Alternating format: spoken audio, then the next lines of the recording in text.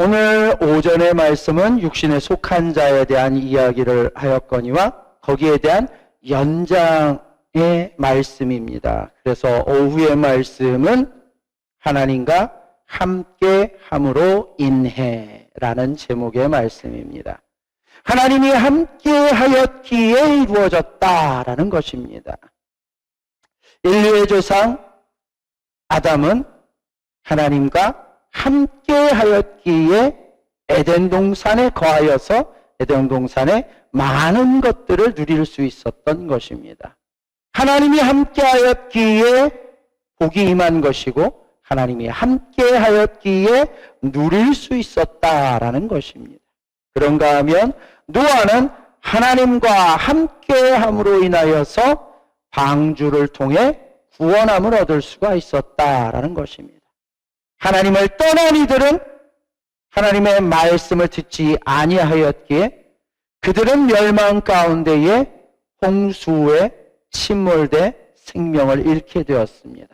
그러나 하나님이 함께한 노아의 가족들만 방주를 통하여 구원함을 입었고 생명을 얻게 되었다라는 것을 성경은 이야기하고 있습니다. 그런가 하면 에녹이라는 사람은 하나님이 함께하여 주셨기에 성경은 이야기합니다. 에녹이 300년 동안 하나님과 동행하였다라고 이야기를 합니다. 그 문장대로라 그러면 에녹이 하나님을 적극적으로 따라가서 하나님과 함께하였던 것처럼 보입니다. 그러나 실상 성경이 전체적으로 이야기하고자 하는 내용은 하나님이 먼저 찾아와 주셨다라는 거예요. 하나님이 먼저 우리를 선택하셨다라는 것입니다. 하나님이 먼저 우리에게 사랑을 주셨다라는 것입니다. 그 사랑이, 그 은혜가 하나님이 함께함을 통하여서 에녹은 이 땅에서 죽음을 맛보지 아니하고 하나님이 데려가셨다라고 성경은 기록해 주고 있습니다. 그런가 하면 아브라함의 이야기, 이삭의 이야기, 야곱의 이야기 가운데 끊임없이 하나님이 함께해 주셨다라는 대목이 빠지지 않고 등장을 합니다. 그리고 하나님이 함께함을 통하여 아브라함도 이삭도 수치스러운 일들을 하는데 그 수치와 부끄러움으로 끝나지 아니하고 하나님께서 그것을 역으로 바꾸어서 영광되게 해주시더라라고 성경은 기록하고 있습니다. 아니, 이방 지역에 나아가서 이방 지역에서 이방인으로서 현지인들의 눈치를 살피며 목숨을 부지하기 위해 전전긍긍하며 아내를 아내라 말하지 아니하고 누이 동생이라 속이면서 아내를 빼앗기기까지 하였던 아브라함, 이삭, 그들이 할 수 있는 게 뭐가 있을까요? 아무것도 없습니다. 그럼에도 불구하고 하나님이 아브라함에게 함께하였고 하나님이 이삭에게 함께함을 통하여서 이방 민족의 왕의 꿈에 나타나서 저는 내 사람이다, 저를 건드리지 마라 라고 경고를 하시고 그 경고를 통하여서 그 지역의 왕은 네 아내임에도 불구하고 왜 거짓말을 해서 우리로 하여금 화를 입게 하였느냐? 네 아내가 여기 있으니 데리고 가라. 네 아내의 부끄러움, 수치를 깨끗이 하기 위해서 그 가품으로 물질까지 주겠다라고 하고 되려 양과 소와 노비까지도 다 주는, 그래서 그로 인하여서 아브라함도 이삭도 부를 얻게 되는 그러한 것이 성경에 기록되어 있습니다. 무엇이 시작이라고요? 하나님이 함께 하심이 시작이라고. 하나님이 함께 하셨기에 생명을 얻게 되었고 하나님이 함께 하셨기에 모든 복을 누리게 되었고 하나님이 함께 하셨기에 영광도 얻게 되었다라는 것을 성경은 끊임없이 이야기하고 있습니다.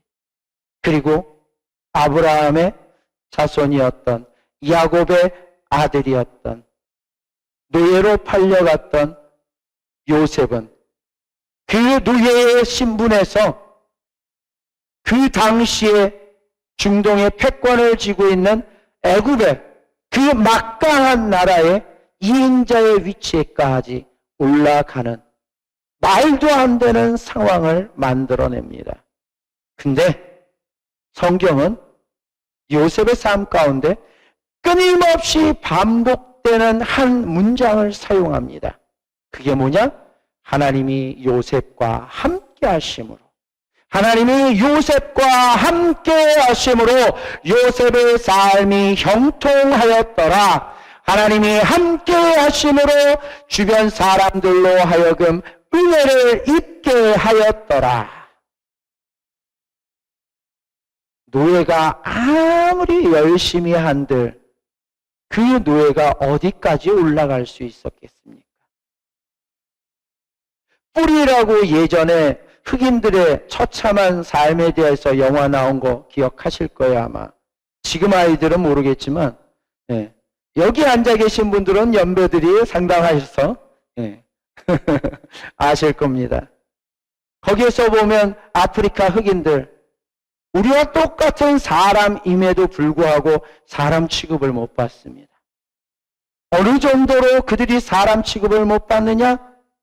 개한테는 먹을 걸 줘도 노예한테는 안 줘요. 네. 그리고 개들은 애지중지 자유를 주는데 노예는 자유가 없어요. 항상 쇠고랑에 팔, 다리가 묶여 있습니다. 그리고 지나가다가 기분 나쁘면 빵! 노예의 생명은 생명이 아닙니다. 발이 목숨보다 더 쉽게 제거될 수 있는 것이 흑인의 생명이었어요.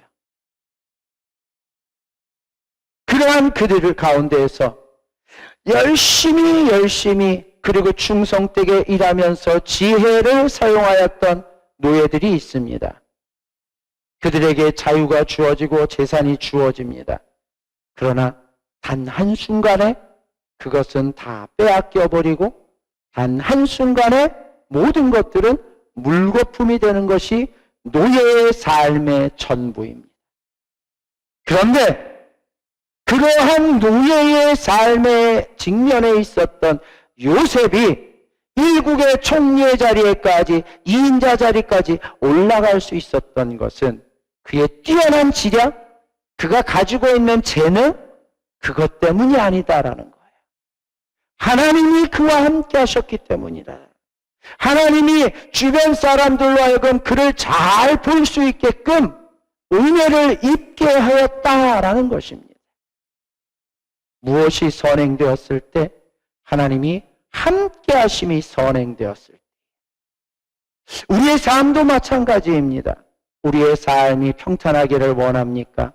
우리의 삶에 하는 일들이 형통하기를 원합니까? 우리의 삶이 누리는 삶이 되기를 원하십니까? 그러면 가장 최우선되는 것이 세상에서의 직위가 아닙니다. 세상에서의 명예가 아닙니다. 권세가 아닙니다. 하나님이 함께 하심이 우선입니다. 하나님이 함께 하시면 명예도 권세도 부도 단 한순간에 얻을 수 있습니다. 거기에 따른 것이 열왕기 하에 나와 있는 솔로몬의 삶입니다. 솔로몬이 하나님 앞에 1000번제를 드림으로 인하여서 하나님 앞에 놀라운 은혜를 입게 됩니다. 그때 그가 구한 것, 그가 하나님 앞에 요청한 것, 그것은 다름 아닌 지혜였습니다. 그런데 그 지혜가 어떠한 지혜냐가 중요한 것입니다. 그 지혜가 뭐냐? 바로 하나님의 백성을 이끌 수 있는 능력이다라는 거예요. 하나님, 이 백성들, 내 백성들, 이 백성들을 어떻게 이끌어가면 좋겠습니까? 이들을 이끌어갈 수 있게 해주세요. 라고 기도한 것이 아니라 이들은 하나님의 백성이 아닙니까? 하나님의 권한에 부여된 백성들 아닙니까? 그러니 이들을 하나님이 원하는 방향으로 이끌어갈 수 있도록 지혜를 주십시오 라고 요청했다라는 거예요. 자신의 육신의 욕망을 향하여 구한 것이 아니라 하나님의 뜻을 따라 하나님의 나라, 하나님의 백성, 하나님의 자녀들을 어디로 이끌어야 할지 하나님이 원하는 길로 이끌어갈 수 있는 그 방법을 내게 알려주세요 라고 기도했던 것이 하나님을 감동시킨 거예요. 그리고 그 하나님이 솔로몬과 함께하여서 이렇게 대답을 하십니다. 내가 부도 구하지 아니하고 명예도 구하지 아니하고 원수의 멸함을 구하지도 아니하고 네가 생명의 장수를 구하지도 아니하고 오로지 내 백성을 위하여 구하였으니 네가 구한 지혜는 당연히 주겠거니와 네가 구하지 아니한 부와 권세와 명예도 너 이후에 이전에 없을 어느 누구도 누려보지 못한 어마어마한 것을 네게 허락해 주겠다. 하나님이 함께하면 모든 것은 덤으로 따라옵니다. 우리가 성경의 말씀을 들을 때 많은 목사님들을 통해서 예화를 들었을 거예요. 여러분들도 한번 들어봤음직한 이야기입니다. 엄마가 어린아이를 데리고 시장에 놀러 갑니다. 시장통에 갔더니 건어물상이 있어요. 건어물상에 들어갔더니 오징어도 있고 멸치도 있고 땅콩도 있고 다 있습니다. 네. 그런데 조그마한 꼬맹이가 얼마나 예쁘게 똘망똘망하게 생겼는지 남자 청년이 쳐다보더니 너무도 이쁘니까 얘야 너 땅콩 마음껏 먹어 이야기를 합니다. 그런데도 아이는 가만히 있어요. 삼촌이 너 먹으라 그러잖아. 너 와서 먹어. 엄마가 옆에서 거듭니다. 그래도 가만히 있습니다. 참다 못한 이 건어물 가게 청년이 갑자기 나오더니 자기 양손으로 듬뿍 주워다가 주머니 좀 벌려봐. 그러고 슉 쏟아부어 줍니다. 그리고 나서 엄마하고 그 아이는 돌아옵니다. 돌아오면서 엄마가 묻습니다. 아니 아까 삼촌이 너보고 가져가라 그랬는데 왜 너는 삼촌이 줄 때까지 안 가져가고 있어? 어른이 가져가라 그러면 가져도 되는 거야. 그랬더니 딱 쳐다보면서 한마디 합니다. 내 손보단 삼촌 손이 크잖아. 네. 내가 하는 것보다 하나님이 하시는 것이 확실하다라는 것입니다. 그런데 왜 우리는 요 작은 손으로 뭘 하려고 하느냐는 얘기입니다. 성경은 이야기합니다. 하나님은 이 땅에 그 어느 누구보다도 크신 이시다. 그는 생명의 모든 것들을 관장하시는 분이십니다. 이 땅의 모든 만물을 그가 창조하였습니다. 그가 없이는 이루어진 것이 단 하나도 없다라고 성경은 이야기합니다. 그러면 돈을 얻는 게 더 빠르겠습니까? 명예를 얻는 게 더 빠르겠습니까? 아니면 하나님과 함께하는 것이 더 빠르겠습니까? 답은 나와 있지 않습니까? 그런데 그 단순한 답을 우리는 알면서도 우리의 삶 가운데 적용하지 않고 있다는 것입니다. 하나님이 함께 하였기에 하나님이 함께 함으로 말미암아 모든 승리자들이 기쁨을 만끽하였고 평안을 누렸음을 우리는 성경을 통하여 익히 알고 있으면서 아니 그것을 자랑 삼아 이야기를 전달하기까지 하면서 정작 내 삶의 자리에서 내가 고단할 때 내가 힘들 때, 내가 외로울 때, 왜 그 크신 분의 손을 붙잡지 않느냐라는 것입니다. 그분은 언제나 우리를 향하고 계십니다. 밤이나 낮이나 날이 구줄 때나 맑을 때나 언제나 우리가 어린아이와 같이 하나님의 손을 뿌리치고 싫어요. 내 멋대로 살 거예요. 내 방법대로 살 거예요. 내 능력 의지해서 살 거예요. 라고 나갈지라도 그 하나님은 결코 우리를 괘씸한 놈, 두고 보자 이제. 난 너 몰라. 그렇게 하시는 분이 결코 아니라는 것. 심지어 그분은 예레미야를 통하여 이렇게 이야기하십니다. 너희가 말을 안 들어서 너희를 상처나게까지 내가 두들겨 팼다. 그러나 이제는 내가 싸매어 줄 것이다. 이제는 내가 너희를 위로하여 줄 것이다.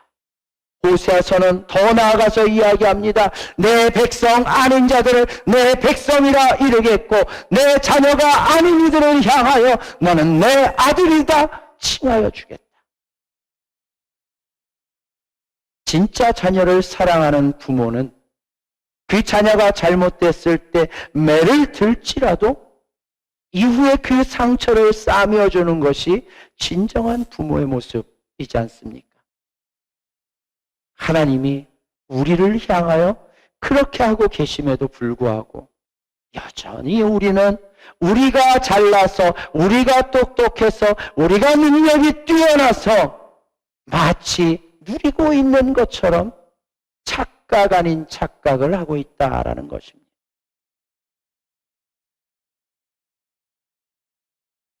예전에 있던 교회 목사님이 그러한 예화를 드는 것을 들어봤어요. 실질적으로 일어났던 일이라고 합니다.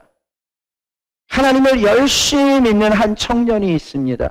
그 청년이 얼마나 하나님을 열심히 믿었던지 새벽 기도부터 철야 예배까지 예배란 예배는 열심히 다 참석을 합니다. 예배 참석한다고 신앙이 좋다 나쁘다 할 수는 없겠지만 그가 얼마나 신실한지 주변 사람들이 다 인정해 줄 정도입니다. 그가 병아리를 키웁니다. 병아리를 얼마나 열심히 애지중지 키웠던지 한두 마리가 10마리, 곧 50마리, 곧 100마리, 곧 1000마리로 불어나서 양기장을 운영을 합니다. 그럼에도 불구하고 그의 믿음의 삶은 결코 변하지 않습니다. 동일하게 예배에 집중하고 동일하게 하나님 앞에 똑같은 믿음의 모습을 간직을 합니다. 그런데 어느 날 예배를 드리러 가야 되는데 예배 드리러 가야 되는 그 상황에 그 양계장을 지킬 수 있을 만한 상황이 못 돼요. 그래서 형에게 그것을 부탁을 합니다. 도저히 이 시간에는 교회 가야 되는 예배의 시간이라 할 수가 없으니 형이 좀 돌봐주십시오 라고 했더니 그 형이 발끈하면서 야 임마 네가 열심히 해가지고 이렇게 잘 된 건데 네가 교회 가고 이걸 안 돌보면 되겠어? 그런다고 하나님이 뭘 도와주겠어? 라고 이야기를 하였다고 합니다. 그때 그 청년이 형님을 향하여서 이렇게 이야기했답니다. 만약에 이 많은 닭들이 내 능력, 내 재능 때문에 이렇게 된 것이다 그러면 멀쩡하겠지만 그것이 아니라 하나님의 도우심으로 인하여 이렇게까지 된 것이다 라 그러면 하나님이 싹 쓸어갈 겁니다. 그런 일이 어떻게 일어나? 라고 했는데 그 다음날 아침에 양계장을 갔더니 살아서 퍼드덕 거리는 건 얼마 없고 거반이 다 죽었다고 합니다. 그러자 그 동생이 하는 말이 봐. 하나님이 도와주지 아니하면 내가 아무리 노력해도 소용없어. 우리는 깨달아야 합니다. 내 능력, 내가 가지고 있는 그 어떠한 것일지라도 하나님의 손길이 더하여지지 아니한다라 그러면 결코 유지될 것도 더 나아질 것도 없다라는 사실을 말입니다. 그러기에 우리는 하나님과 함께 하여야 합니다. 심지어 하나님과 동등됨을 취할 것으로 여겼던 하나님이셨던 하나님의 아들인 예수님조차도 나는 내 자유로 하지 아니한다. 내가 말하는 것은 내 아버지 하나님께서 내게 가르쳐 주시는 그것만을 말할 뿐이다. 그리고 내 아버지께서 일하시기에 아버지께서 하시는 그 일을 내가 하는 것이다 라고 이야기하십니다. 결코 예수님이 행하셨던 일들이 말하는 것들이 당신의 지식과 당신의 능력을 통하여 행한 것이 아니다라고 이야기하고 계신단 말입니다. 그럼에도 불구하고 왜 우리는 여전히 내 손을 의지하려고 하는지, 왜 여전히 내 환경을 의지하려고 하는지, 왜 여전히 내 주변의 사람의 손을 붙잡고자 하는지 하나님은 지금도 동일하게 나를 향하여 이렇게 이야기하십니다. 나는 준비됐다. 내게 와라. 내게 맡겨만 다오. 내가 행하겠다. 너는 가만히 있어 나의 하나님됨을 바라보라. 그가 일하십니다. 그가 행하십니다. 그러면 바뀝니다. 바뀌지 않을 것 같은 상황들이 바뀝니다. 바뀌지 않을 것 같은 사람이 바뀝니다. 저와 여러분, 성경은 끊임없이 한 가지를 이야기합니다. 하나님과 함께하자. 하나님과 함께 해야만 한다. 그것이 성경의 이야기이고 믿는 자들을 향한 하나님의 궁극적인 목적입니다.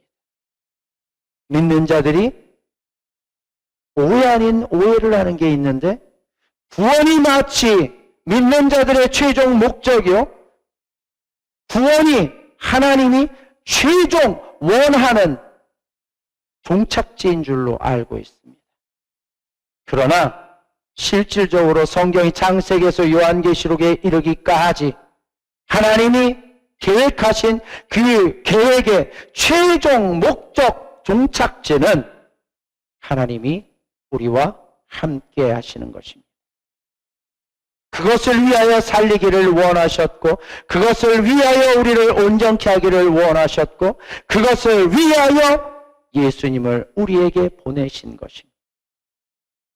저와 여러분, 그 하나님이 함께 하시면 됩니다. 이삭처럼, 오늘 27장에 살펴보았던 그 이삭처럼 하나님에 대한 은혜를 맛보아 알았음에도 불구하고 하나님의 약속을 이루어 주셔서 거부가 되었음에도 불구하고 마치 자신의 능력이냐, 나를 만족시켜라, 나에게 맛난 음식을 가지고 와라, 그러면 내가 그것을 맛보고 너에게 축복하마, 이런 건방진 모습. 진짜 믿음의 사람은 하나님을 인정하며 하나님의 손을 붙잡고 하나님 앞에 맡기는 사람입니다. 저와 여러분, 그러한 삶을 통하여서 우리의 삶이 더 나은 내일을 향하여 나아가게 될 것입니다. 신명기 4장 29절과 예레미야 29장 13절에 동일한 말씀이 기록되어 있습니다. 너희가 온 마음으로 하나님을 찾으라. 그러면 하나님을 찾게 될 것이요, 그가 만나 주실 것이다. 하나님은 한 번도 우리를 외면하신 적이 없고, 하나님은 한 번도 우리를 실망시키신 분이 아니십니다. 그러니 이제 그 하나님을 믿고 의지하기 바랍니다. 그 하나님께 손을 내밀기 바랍니다. 그러면 하나님이 일하십니다. 하나님이 일하심을 통하여서 우리의 삶이 더 나은 내일을 향하여 나아갈 수 있기를 바랍니다. 기도하겠습니다.